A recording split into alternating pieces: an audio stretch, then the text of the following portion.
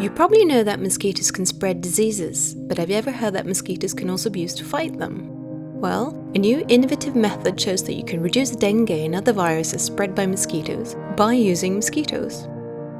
These so-called arboviruses affect millions of people in the world, especially in tropical and subtropical places.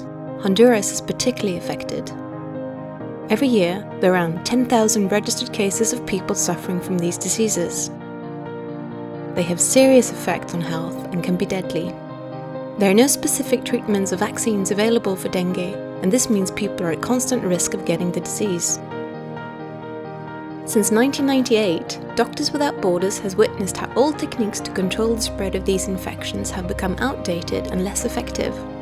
Doctors Without Borders has joined forces with the World Mosquito Program, the Honduras Ministry of Health, and the National University of Honduras to implement vector control techniques never used in the country before. This is where the mosquitoes fighting the good fight come into the picture. Here is how it works. There's a natural bacterium called Wolbachia which blocks disease transmission. It's present in about 50% of insects, but is not present in the type of mosquito that transmits dengue, Zika, or chikungunya. Starting in August 2023, Doctors Without Borders and its partners are working with local communities to release mosquitoes with Wolbachia in some neighborhoods in the Honduran capital of Tegucigalpa. Once Wolbachia gets into the eggs of mosquitoes, they won't be able to transmit viruses that make you sick when they're adults.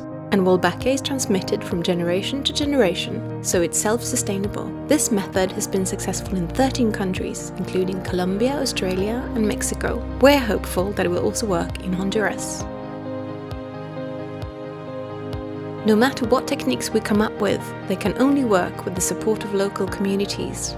For months, we worked with community leaders on these techniques, and the entire project has been co-managed by them. We will test mosquitoes to see what percentage carries the Wolbachia bacteria, and we will also see if this leads to fewer infections of dengue. We will regularly share this information publicly. We hope these techniques will help guide the Honduran government and the wider region to prevent arboviruses.